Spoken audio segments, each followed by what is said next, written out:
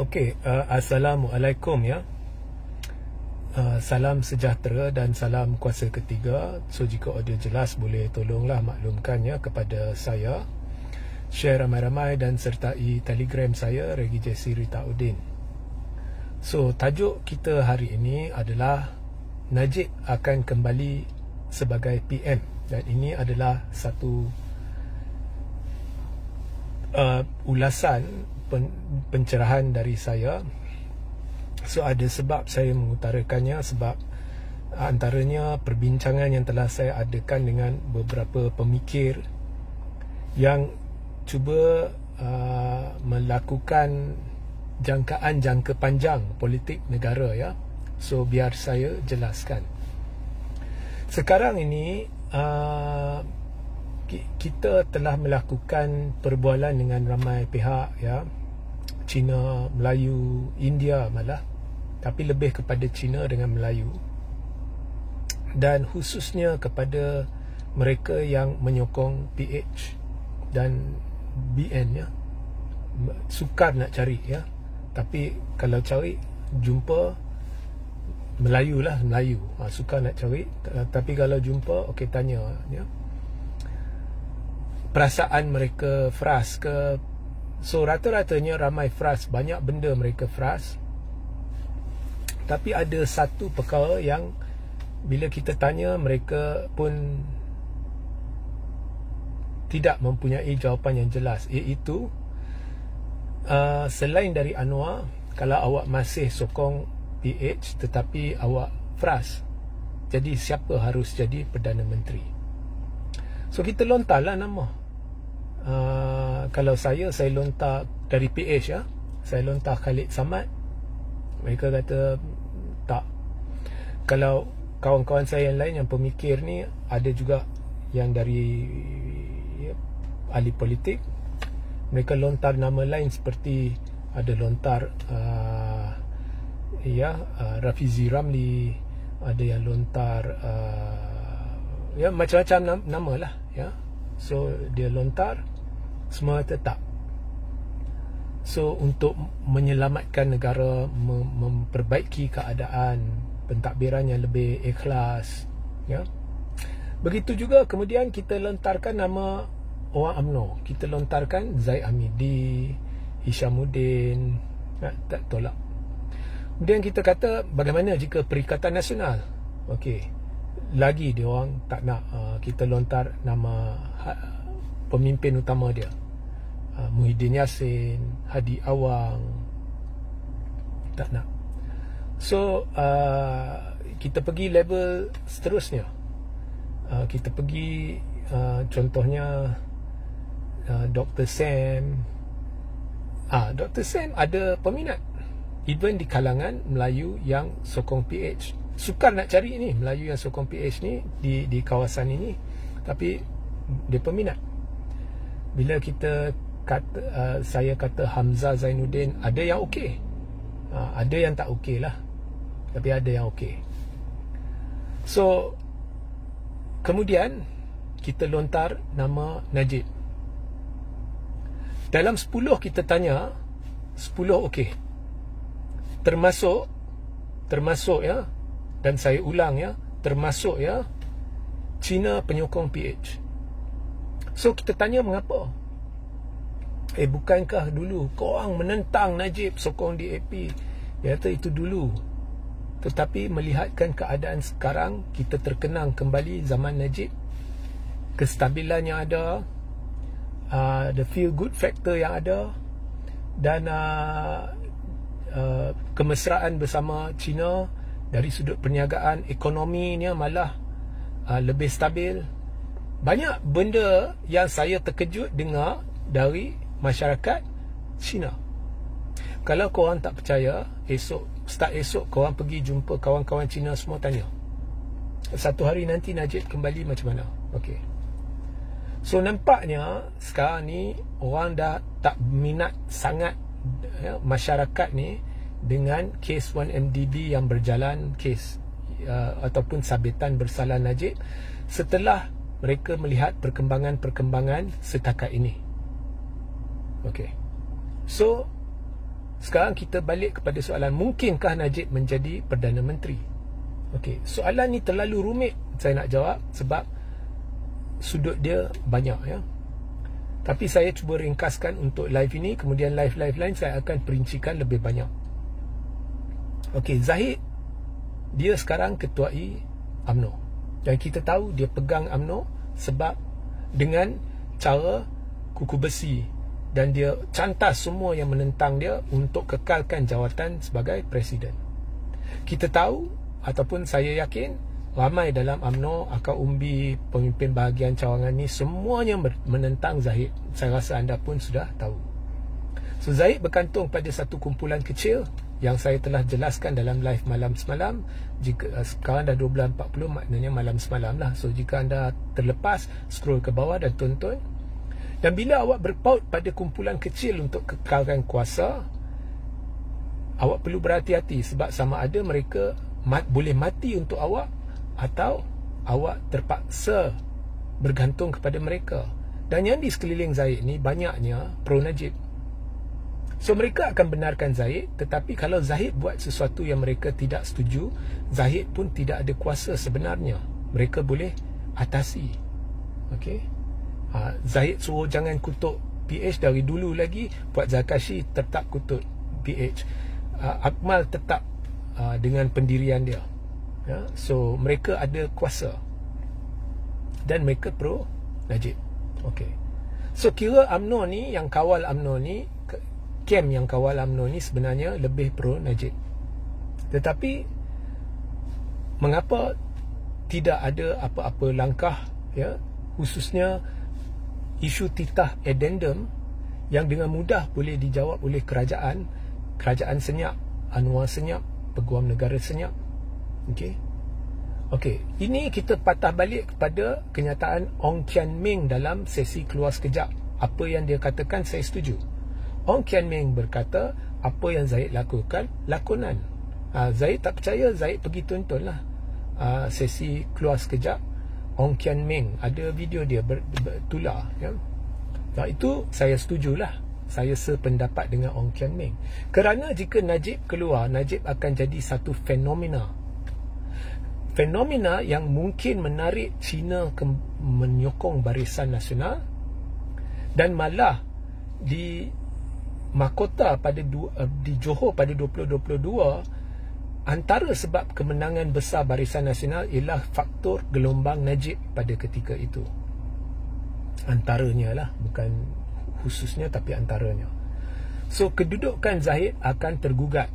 Awak tengok bila menang di Johor, bila kemenangan besar, sampai bila mereka nak raikan kemenangan itu, Zahid ketepikan Ismail Sabri, Najib dibawa ke pentas dengan tepukan gemuruh jentera BN. Itu menunjukkan siapa Najib, siapa Zahid. So kedudukan Zahid selamat selagi Najib tidak dibebaskan. Itu fakta. Okey. So itu cerita dia. Sekarang ni nama Najib jika keluar, gelombang dia akan berlipat kali ganda. Itu saya boleh nampak. So sekarang Najib dalam penjara, Zahid berdamping dengan PH. So saya jangka PRU 16 akan diawalkan tahun depan. Mengapa saya dah berulang kali jelaskan, anda scroll dan cari sampai anda jumpa tajuk PRU 16. Now, jika PRU 16 belum persempadanan semula, dan itu yang saya jangka, dan jika Barisan Nasional boleh mengulangi strategi yang dibuat di mahkota, yang berjaya meyakinkan pengundi tradisi PH untuk sokong calon UMNO, dan juga pengundi tradisi UMNO untuk sokong calon PH, jika dia boleh ulangi pada PRU 16, maka tidak mustahil kerusi BN akan meningkat sedikit, kerusi PH akan meningkat sedikit. Malah saya tidak tahu tahap mana ianya boleh meningkat, silap-silap dapat majoriti atau hampir majoriti dengan sendirinya tanpa bantuan Sabah dan Sarawak. Tapi saya rasa dia akan hampir majoriti, dengan Sabah Sarawak dia akan majoriti luar biasa. Okey. So sebab itu PRU mungkin diawalkan. Zahid ada banyak sebab untuk bersama PH. Kalau dia bersama perikatan, kalau sekarang dia pergi runding bersama perikatan, belum berlaku persempadanan semula, perikatan campur UMNO akan menang terlalu besar sebab Melayu akan terujar. Sekarang dijangkakan perikatan ada sokongan 75 hingga 80% Melayu Islam. Kalau UMNO bersama dan pengujaan orang Melayu ni akan menyebabkan jumlahnya meningkat berlipat kali ganda, mungkin boleh mencecah 85%. Silap hari bulan 85 hingga 90%. Of course, benda ni akan membawa kejayaan yang cukup gila luar biasa dan perikatan akan mencapai hampir majoriti dengan itulah 90-100 kerusi campur UMNO lah. Tetapi UMNO akan jadi parti terkecil dan kini pun parti lebih kecil berbanding Bersatu dan Perikatan. Maka dia tidak ada kuasa merunding.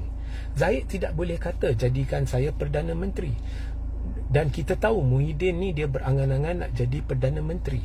So impossible UMNO akan pergi kerana dengan PH Zahid ada kuasa berunding. Nombor satu, sebab PH perlukan UMNO untuk kekal berkuasa, ya. Sebab kalau UMNO bersama Perikatan, Sabah dan Sarawak akan ikut. So PH perlukan UMNO. Nombor dua, Zahid adalah orang kedua berkuasa paling berkuasa dalam kerajaan.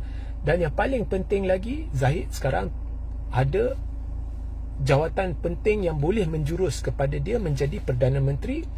Dan esok, katakan PRU diawalkan, selepas PRU Zahid boleh tuntut, ya, dalam persempadanan semula. Contohnya pecahkan kerusi Bersatu, ya, UMNO nak rampas kerusi ni, tambah kerusi UMNO dan sebagainya, dan PH tidak boleh kata no. Okey. So PRU mungkin diawalkan, sebab kalau PRU dibuat selepas persempadanan semula dan Zahid dah tuntut macam-macam kerusi, dan dalam keadaan sudah nampak jika Zahid kekal bersama PH selepas persempadanan semula dan jika PRU 16 lepas persempadanan semula, maka UMNO berkecenderungan dapat jauh lebih banyak kerusi berbanding Bersatu. Dan kemudian UMNO boleh pergi berunding dengan Perikatan. Dia kata UMNO boleh bagi tahu Perikatan, kau tengok persempadanan semula ni bakal untungkan UMNO jika UMNO kekal bersama PH. Jadi kalau nak runding ke? Kalau nak runding, bagi saya jawatan Perdana Menteri. So mungkin Zahid boleh beralih ke Perikatan. So saya jangka PRU 16 sebelum persempadanan semula. Okey. So PRU 16 katakan berlaku tahun depan 2025. Of course Anwar akan kekal Perdana Menteri. Okey. So bila Zahid nak jadi Perdana Menteri, katakan kerusi UMNO meningkat daripada 26 menjadi 36 katakan, ya. Dan dengan kerjasama dan sebagainya, mungkin MCA dapat beberapa kerusi, mungkin Barisan Nasional dapat 40 hingga 45 kerusi. Jadi Barisan Nasional menunjukkan peningkatan katakan, ya. Katakan, ya. So bila Zahid nak jadi Perdana Menteri, okey, mereka akan menjurus ke PRU 17. So dalam keadaan kerusi dah meningkat disebabkan jentera BN dan PH berjaya tarik penyokong, meyakinkan penyokong Cina sokong calon UMNO dan penyokong UMNO sokong calon DAP sebagai contoh, Zahid akan menuntut lebih banyak kerusi bagi UMNO. So pada PRU 17, UMNO akan menjadi lebih kuat. Dan bila UMNO makin kuat, makin sukar untuk PH menandingi UMNO kerana UMNO akan jadi sama kuat dengan PH. So PRU 17, ya, Zahid boleh tuntut jadi Perdana Menteri, ya. Boleh tuntut jadi Perdana Menteri. Kalau korang tak mau bagi saya Perdana Menteri, saya beralih ke arah Perikatan. Pada masa itu Perikatan akan lebih lemah kerana Bersatu sama ada akan terlalu remah atau tak wujud lagi. Jadi UMNO boleh ajak PAS, dan saya jangka PAS akan setuju, dan Zahid akan jadi Perdana Menteri pada PRU 17. Okey. So setakat ini kesimpulannya, Zahid one way or the other, saya jangka akan jadi Perdana Menteri pada PRU 17. Okey, sekarang kita masuk Najib, ya. Oh, seperkara lagi, ya, sebelum saya sampai Najib. Tetapi ini, ya, jika UMNO bekerjasama dengan PH, Untuk UMNO menang lebih banyak kerusi, anggapan yang saya buat ialah strategi yang diguna pakai di mahkota berjaya di peringkat persekutuan. Maknanya jentera BH dan BN seperti di mahkota berjaya meyakinkan semua pengundi di Semenanjung, pengundi PH sokong UMNO, pengundi UMNO sokong PH. Tetapi ini tertakluk kepada kemampuan UMNO mengawal jentera dia. Kerana di mahkota semuanya mereka kawal sendiri. Mahkota satu kerusi kecil, banyak pemimpin-pemimpin UMNO turun sendiri, mereka kurang bergantung kepada jentera yang tidak dikenali. Tetapi bila PRU, mereka terlalu bergantung kepada jentera orang-orang tidak dikenali. Dan kalau sabotaj berulang seperti mana berlaku pada PRU 15, di mana jentera dia ambil duit dari UMNO tapi dia suruh orang sokong perikatan kerana dia meluat dengan Zahid dan sebagainya, maka kejayaan di mahkota tidak boleh diulangi, maka UMNO akan jahanam. So ini adalah anggapan yang saya buat bahawa UMNO boleh ulangi kehebatan jentera dia di mahkota di peringkat persekutuan. Amat sukar. Okay? Tetapi jika dia berjaya kawal jentera dia, jika tidak berlaku sabotaj, mungkin UMNO akan meningkat. Dan kemudian pada PRU 17, UMNO akan jadi lebih kuat, dia akan tuntut jawatan Perdana Menteri. So one way or the other, saya jangka Zahid akan jadi Perdana Menteri pada PRU 17. Nampak ya? Nampak the game plan lah. Yang ini jangkaan saya lah. Okay, sekarang kita cerita Najib. Najib, dia dia ada kes 1MDB lah. Dia ada kes ini, kes itulah. Campur tolak busuk-busuk ada 10 tahun lagi. Tak campur kes, campur sabitan bersalah, sekiranya sabitan bersalah, kemudian penjara dan sebagainya, semuanya akan settle dalam 10 tahun lah katakan. Okay? So 10 tahun dari 2024 bila? 2034. Tetapi saya amat yakin lah, saya yakin lah dalam 5 tahun hingga 6 tahun Najib akan dapat pengampunan. Selepas semua sabitan, hukuman dan bermula, dia akan dapat pengampunan. Pengampunan babak ni pun dia akhirnya akan keluar, ya. So lepas 5 tahun lah dia akan atau 6 tahun dia akan diampunkan dan dia sudah jadi orang bebas, ya. Boleh diampunkan sebegitu rupa, ya, seperti mana pengampunan Anwar, sehingga boleh bertanding dan sebagainya. So kita ambil 6 tahun dari sekarang lah. So 20-24 campur 6, 30. 20-30. Katakan PRU 16 tahun depan, 20-25. So PRU seterusnya bila?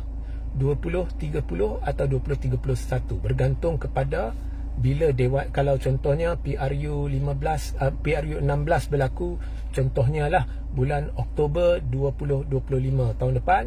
Tetapi selepas PRU, Parlimen bersidang 1 Januari 2026, maka PRU seterusnya ialah 2031. Okey. Maknanya pada PRU 17 Najib juga layak dipertimbangkan sebagai Perdana Menteri. Dia boleh. Dan gelombang yang akan dibawa oleh Najib ni akan menyebabkan UMNO akan berkembang dengan pesat. Okey. So adakah Najib akan tuntut jawatan Perdana Menteri? Saya kira tidak. Saya kira Najib akan guna strategi. Dia akan sokong Zahid sebagai Perdana Menteri. Dengan gelombang Najib dan dengan apa yang saya ceritakan tadi. Okey, so pertama, ya, Zahid perlu pastikan dia kawal jentera BN supaya pada PRU 16 tahun depan, katakan tahun depan, dia boleh pastikan tidak berlaku sabotaj seperti yang berlaku pada PRU 15 di mana jentera dia suruh sokong perikatan. So jika dia boleh kawal jentera dia dan mereka boleh guna strategi sama seperti di mahkota, maka penyokong PH akan sokong calon UMNO dan penyokong UMNO akan sokong calon PH. Kerusi UMNO mungkin meningkat. Okey. Bila kerusi UMNO meningkat, kemudian persempadanan semula, Zahid mesti akan tuntut pecahkan kerusi Bersatu ke, tambah kerusi UMNO ke, ya. Kemudian menjurus ke PRU 17. Pada PRU 17, UMNO berpotensi menang lebih banyak kerusi.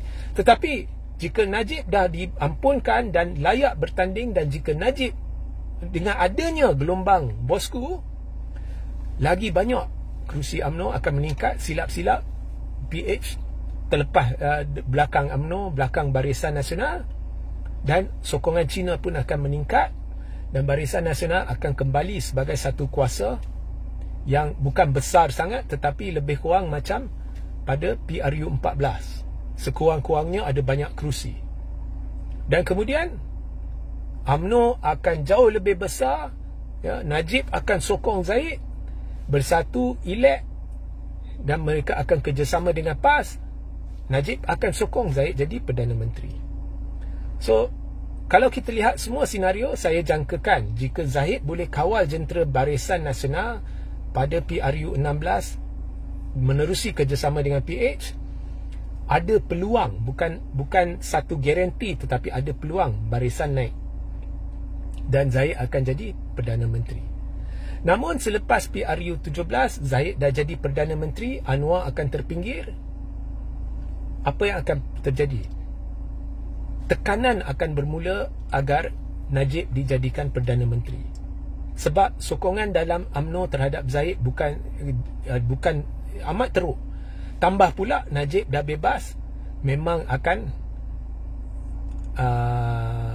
tipis sokongan buat Zahid. Jadi Zahid akan jadi Perdana Menteri dalam keadaan tertekan, seperti mana Ismail Sabri jadi Perdana Menteri dalam keadaan tertekan. Dan lambat laun lah, sama ada dalam penggal yang sama atau pada PRU 18, Najib akan kembali sebagai Perdana Menteri. Ini jangkaan kami. Sepintas lalulah. Ini jangkaan kami. Ya. One way or the other, Zahid akan jadi Perdana Menteri, cuma dalam keadaan yang tertekan, dan Najib akan kembali sebagai Perdana Menteri. Ya. So, of course, cerita ni kalau nak rungkai lebih rumit berbanding dengan apa yang saya ceritakan, tetapi ini yang saya nampak masa depan. Sekarang sahaja ramai Cina kata kalau Najib kembali mereka tak keberatan. Bila saya tanya 1MDB dan sebagainya, mereka tak kisah. Ini reality, that's the reality on the ground. Cuba kamu pergi tanya FMT ke, Malaysia Kini ke, mana-mana media yang bawa cerita-cerita 1MDB. Kamu tanya mereka, readership artikel yang berkaitan dengan perkembangan 1MDB dapat sambutan tak? Kau dengar jawapan. Tak dapat sambutan sangat. Ya, bukan hangat, people don't care. Kalau anda pergi keluar, anda tanya golongan muda yang baru mengundi, mereka pun tak tahu sangat. And they don't care. Lebih-lebih lagi bila orang dah lihat satu kerajaan yang tertubuh, di mana sebelum tertubuh kerajaan ini mereka mendedahkan salah laku Zahid, tetapi akhirnya mereka menaikkan Zahid. Ya, kalau dulu beria-ia berjuang untuk menentang Najib kerana salah laku Najib, tetapi tiba-tiba orang yang depa tunjuk bukti hitam putih kononnya melakukan terlibat dalam skandal, mereka naikkan sebagai TPM. So orang dah tak kisah dah. Dan hakikat bahawa untuk mencapai matlamat, orang Cina sanggup menutup sebelah mata bila Zahid dinaikkan sebagai TPM, memberitahu anda mereka juga boleh tutup sebelah mata jika Najib naik sebagai Perdana Menteri. So saya nampak ada satu kecenderungan orang untuk mengharap Najib kembali sebagai Perdana Menteri di masa depan. Mengapa? Sebab mereka tahu di kalangan pemimpin-pemimpin yang ada setakat ini belum lagi ada nampak yang berkaliber untuk menyelamatkan keadaan, dan mereka terkenang balik zaman Najib. Ini realiti yang awak perlu faham. Okay, sehingga kita berjumpa di lain masa. Assalamualaikum, salam sejahtera, salam kuasa ketiga.